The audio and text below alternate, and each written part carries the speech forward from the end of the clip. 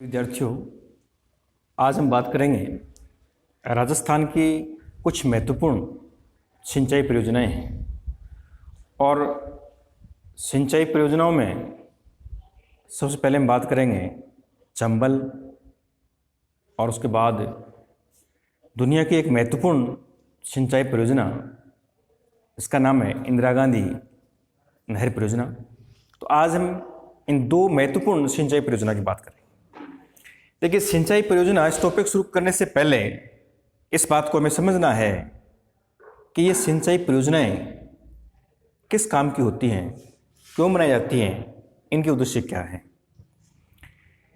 देखिए, सिंचाई परियोजना का उद्देश्य एक न होकर कई होते हैं, जैसे पेयजल, बाढ़ नियंत्रण, जल विद्युत, मछली पालन, परिवहन, और इसके साथ साथ मलेरिया उन्मूलन और पर्यावरण में पारिस्थितिक संतुलन। ये सभी बातें, इन सब बातों को ध्यान में रखकर इन परियोजनाओं का निर्माण किया जाता है। तो ऐसे ही क्रम में आज हम बात करेंगे राजस्थान की एक महत्वपूर्ण परियोजना है, और उस परियोजना का नाम है चंबल परियोजना।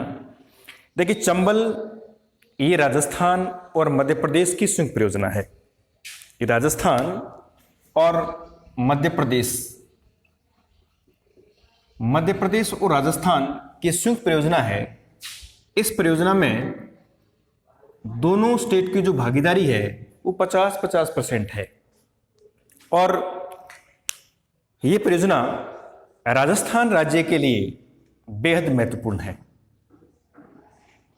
यह परियोजना दक्षिणी पूर्वी राजस्थान के लिए श्रेष्ठ परियोजना मानी जाती है, और महत्व की दृष्टि से दक्षिणी पूर्वी राजस्थान के लिए वरदान साबित हुई है।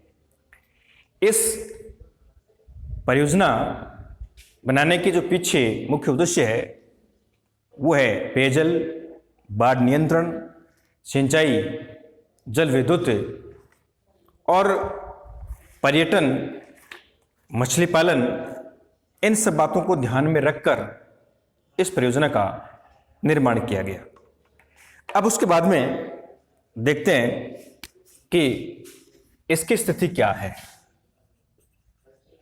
देखिए, स्थिति की मैं बात करूं तो यह राजस्थान और मध्य प्रदेश दोनों राज्यों के सहयोग से विकसित की गई, और इस परियोजना में 1952 से 1954 तक, यानी निर्माण प्रक्रिया जो मानते हैं 52 से 54 तक उसकी पूरी हुई। और इस परियोजना के तहत एक बांध मध्य प्रदेश में बनाया गया, और 3 बांध जो हैं वो राजस्थान में बनाए गए। एक जो बांध है मध्य प्रदेश में, इसका नाम है गांधी सागर बांध, मंदसौर एमपी में इसका निर्माण किया गया है। और शेष जो 3 बांध हैं, इन 3 बांधों का निर्माण राजस्थान में किया गया है। अब बांधों की क्या स्थिति है, कौन सा बांध कहां है, उनकी बात कर लेते हैं। देखिए, सबसे पहले इसमें जो बांध बनाया गया है उस बांध का नाम है गांधी सागर बांध। पहला बांध है गांधी सागर बांध। गांधी सागर बांध का थोड़ा सा मैं परिचय देता हूं। देखिए, ये बांध मध्य प्रदेश के भानपुर तहसील में, मध्य प्रदेश के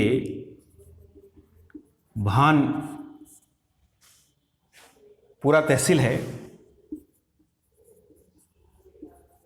तहसील में 1960 में इस बांध का निर्माण किया गया और इस बांध से 2 नहरें निकाली गई हैं। कितनी नहरें? 2 नहरें निकाली गई हैं। और वो 2 नहरें कौन कौन सी हैं? इसमें पहली है एक बाई नहर और दूसरी है दाई नहर। बाई और दाई 2 नहरें निकाली गई हैं। बाई जो नहर है वो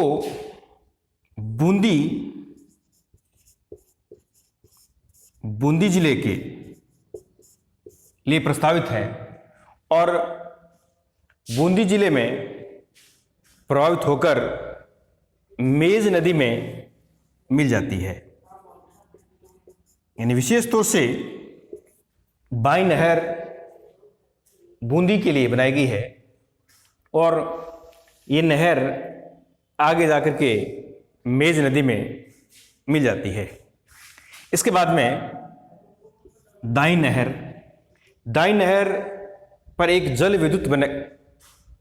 विद्युत गृह बनाया गया है और जल विद्युत गृह मध्य प्रदेश में इसका निर्माण किया गया है और यह नहर जो है पार्वती नदी में मिल जाती है। पार्वती नदी में मिल जाती है। तो एक बार फिर सुन लें कि 2 नहरें निकाली गई हैं। बाई नहर जो बूंदी जिले के लिए और उसके बाद में मेज नदी में मिल जाती है। दाई नहर जल विद्युत गृह बनाया गया है और ये पार्वती नदी में जाके मिल जाती हैं। इसके बाद में दूसरा जो महत्वपूर्ण बांध है इस चंबल नदी का वो है राणा प्रताप सागर। राणा प्रताप सागर दूसरा बांध है राणा प्रताप सागर बांध। राणा प्रताप सागर बांध,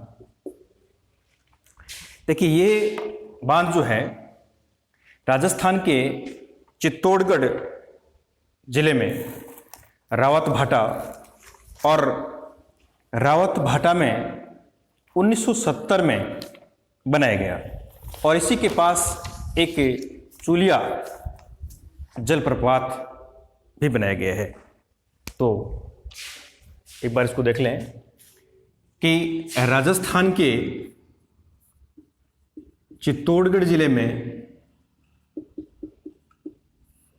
रावतभाटा के समीप 1970 में यह राणा प्रताप सागर बांध बनाया गया और पास में एक चूलिया जलप्रपात, ये चूलिया जलप्रपात भी चित्तौड़ में है। इस चंबल नदी इस राणा प्रताप सागर बांध के पास है। और अब इसके बाद में तीसरा जो महत्वपूर्ण बांध है उस बांध का नाम है जवार सागर बांध। तीसरा बांध है जवार सागर बांध। जवार सागर बांध, देखिए यह बांध कोटा जिले में और कोटा के निकट बोरवास गांव में, कोटा जिले में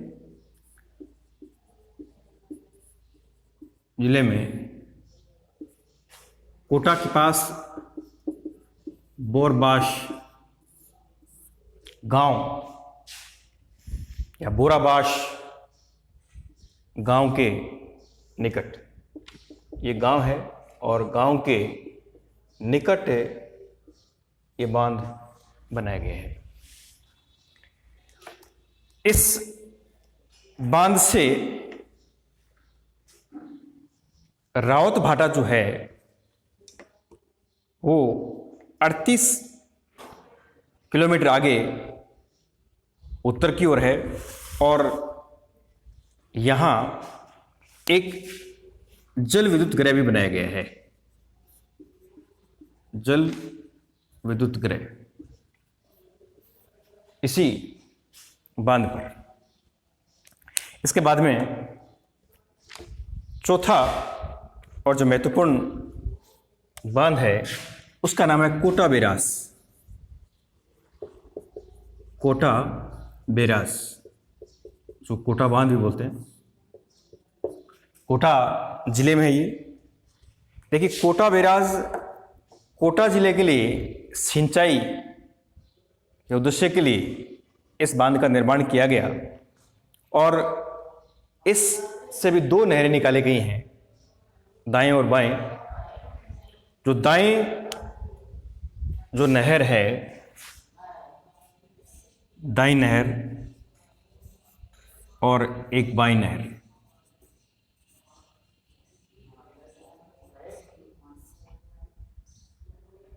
दाएं और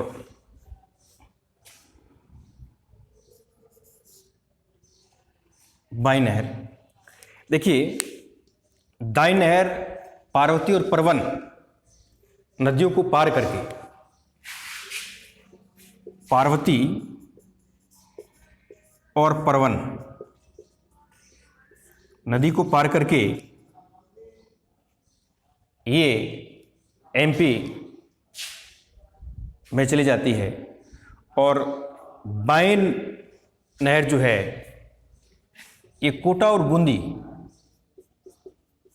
कोटा और बूंदी के लिए सिंचाई हेतु जल उपलब्ध कराती है। अब इसके बाद में ये जो 4 महत्वपूर्ण बांध हैं, जिसमें 3 बांध राजस्थान में हैं और 1 बांध मध्य प्रदेश में है। अगर इन बांधों के बाद और इस नदी परियोजना से हम लाभ की बात करते हैं कि इस परियोजना से क्या लाभ हुआ है राजस्थान को या दूसरे स्टेट को।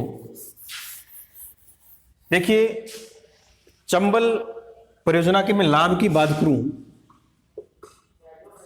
तो सबसे पहला लाभ तो यही है कि कोटा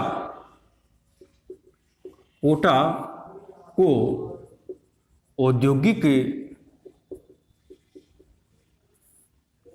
राजधानी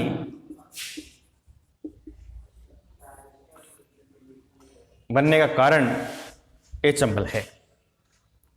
इसके अलावा पूरे प्रदेश के लिए इस परियोजना के बनने से सकारात्मक प्रभाव पड़ा है और कोटा के आसपास कई औद्योगिक इकाइयां विकसित हो गई और चंबल जो पहले आसपास के क्षेत्र को बाढ़ग्रस्त करती थी, काफ़ी नुकसान होता था, तो प्रत्यक्ष रूप से बाढ़ पर नियंत्रण हो गया। बाढ़ पर नियंत्रण होने से लगभग 5 से 6 लाख हेक्टेयर भूमि को सिंचाई की सुविधा उपलब्ध हो गई और पैदावार बढ़ गई, यानी कृषि उत्पादन में कई गुना वृद्धि हुई। इसके साथ साथ सिंचाई के लिए जल, पेयजल, बाढ़ नियंत्रण, मत्स्य पालन और पर्यटन के क्षेत्र में इस परियोजना के बन जाने से काफ़ी फायदा अपने इस प्रदेश को हुआ है। तो ये था चंबल नदी घाटी परियोजना। अब उसके बाद में अगली परियोजना, और उस परियोजना का नाम है इंदिरा गांधी नहर परियोजना। देखिए, इंदिरा गांधी जो नहर परियोजना है, इंदिरा गांधी नहर परियोजना, देखिए इंदिरा गांधी नहर परियोजना विश्व की महत्वपूर्ण परियोजना है और इस परियोजना के बारे में ऐसा कहा जाता है कि इतनी बड़ी नहर परियोजना विश्व में और कोई नहीं है। अब इस परियोजना का उद्देश्य क्या है, क्यों बनाई गई, किन क्षेत्रों के लिए बनाई गई, तो हम थोड़ी इसकी चर्चा करते हैं। देखिए, पश्चिम राजस्थान में पेयजल, सिंचाई, पशुपालन, मत्स्य पालन के लिए इस विश्व प्रसिद्ध नहर परियोजना का निर्माण किया गया और जिन उद्देश्यों को लेकर इस परियोजना का निर्माण किया गया, उन सभी उद्देश्यों ने पूर्ति का काम इस परियोजना ने किया है। इसलिए ये परियोजना उत्तर पश्चिम राजस्थान जैसे प्रदेश के लिए, एक कहते मरु प्रदेश के लिए यह सबसे महत्वपूर्ण परियोजना थी।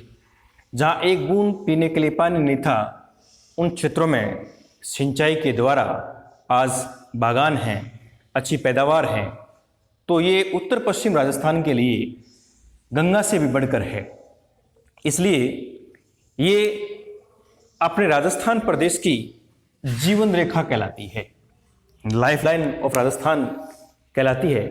तो इसको जीवन रेखा भी कहा जाता है और इसी को मरु गंगा के नाम से भी जानते हैं। चाहे हम इसको जीवन रेखा कहें या मरु गंगा कहें, कुल मिला के बात यह है कि ये दुनिया की महत्वपूर्ण नहर परियोजना है और इसका जो पुराना नाम है वो है राजस्थान नहर, यानी इसका पुराना नाम वो है राजस्थान नहर। पहले इसका नाम राजस्थान नहर था, लेकिन 2 नवंबर 1984 इंदिरा गांधी की मृत्यु के बाद इसका नाम रख दिया गया इंदिरा गांधी नहर परियोजना। अब इस इंदिरा गांधी नहर परियोजना का प्रारूप किसने बनाया? तो देखिए, इंदिरा गांधी नहर परियोजना के जो जनक माने जाते हैं, मैं जनक की बात करूं तो इसके जनक हैं बीकानेर रियासत के तत्कालीन चीफ इंजीनियर, और उस इंजीनियर का नाम है इंजीनियर कंवर सेन। तो इंजीनियर कंवर सेन इस नहर परियोजना के जनक कहलाते हैं और इतनी बड़ी नहर परियोजना की रूपरेखा इस इंजीनियर कंवर सेन ने तैयार की थी। 1952 में सतलज और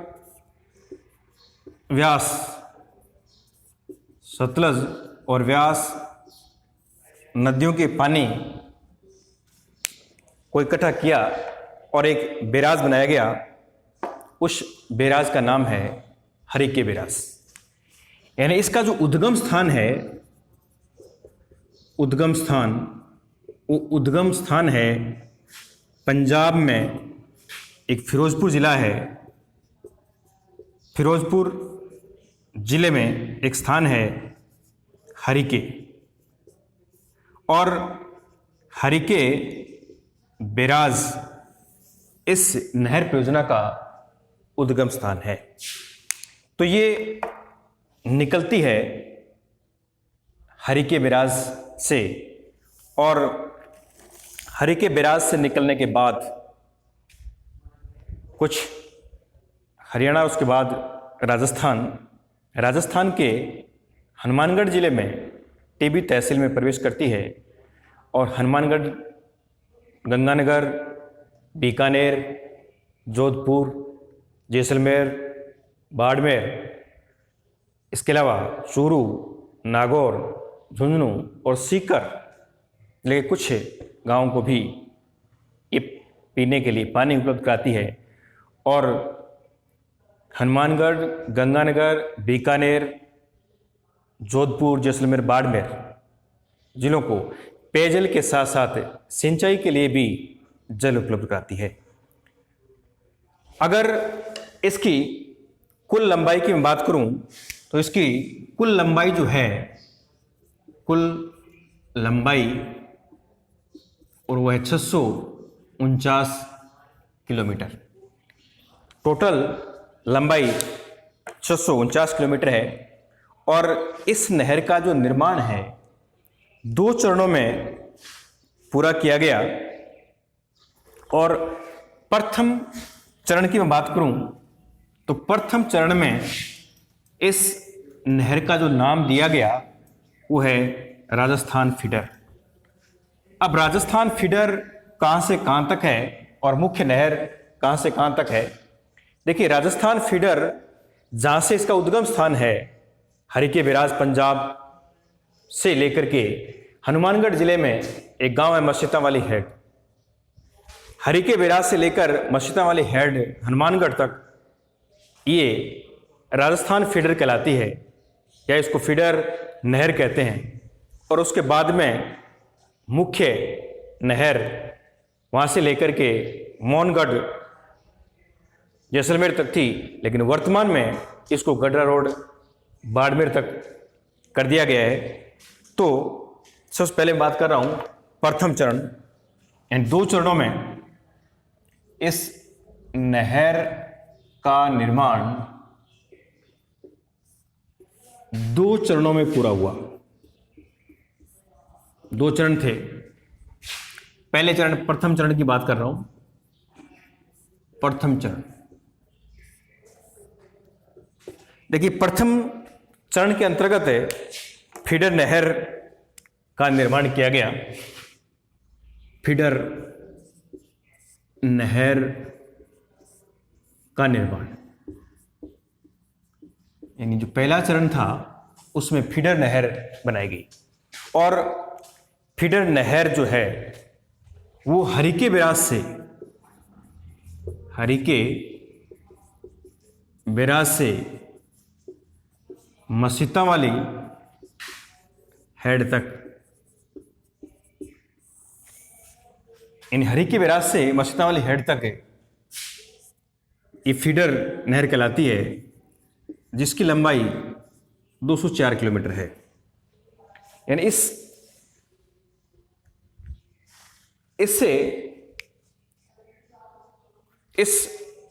नहर की एक बात सामने आती है कि ये 204 किलोमीटर लंबी जो फीडर नहर है, इससे पहले इस नहर का एक बूंद पानी भी काम में नहीं आता।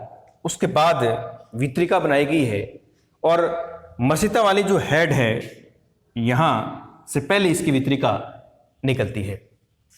और उसके बाद में इससे वितरिकाओं की बात करूं मैं तो वितरिकाओं की लंबाई जो है वो 345 किलोमीटर है। ये बात कई बार प्रश्न पूछ लेते हैं कि फीडर नहर की लंबाई, तो फीडर नहर की लंबाई 204 किलोमीटर है और वितरिकाओं की जो लंबाई है वो 345 किलोमीटर है। देखिए, फीडर नहर और वितरिकाएं, उसके बाद में द्वितीय चरण में मुख्य नहर का निर्माण हुआ। और द्वितीय चरण में इस मुख्य नहर का निर्माण जो है वो बीकानेर के एक ऐतिहासिक जगह पुंगल से शुरू होकर के और जैसलमेर में मोहनगढ़ तक इसका विस्तार, लेकिन वर्तमान में ये गडरा रोड, बाड़मेर तक है। इसकी लंबाई 445 किलोमीटर है और वितरिकाओं की बात करूं तो 5112 किलोमीटर लंबी वितरिकाओं सहित इस मुख्य नहर की लंबाई। इस परियोजना के बन जाने से कुल सिंचाई में 30% लिफ्ट नहरों का निर्माण किया गया है और 70% जो भाग है वे तरीकाओं द्वारा सिंचित है। थार के मरुस्थल का विस्तार पश्चिम की ओर हो रहा है, अतः इस नहर के पानी को पूरब में पहुंचाने हेतु लिफ्ट नहरों का निर्माण किया गया है और इस नहर परियोजना पर 7 लिफ्ट नहरें बनाई गई हैं और उन 7 लिफ्ट नहरों की मैं बात करूं तो उसमें गंधेली लिफ्ट नहर परियोजना, बीकानेर लूणकरसर लिफ्ट नहर, गजनेर, बागड़सर, कोलायत, फलोदी और पोखरण ये लिफ्ट नहरें हैं और इन लिफ्ट नहरों के माध्यम से जो पूर्वी हिस्सा अपेक्षाकृत ऊंचा होने के कारण लिफ्ट नहरों के माध्यम से पानी पहुंचाया गया है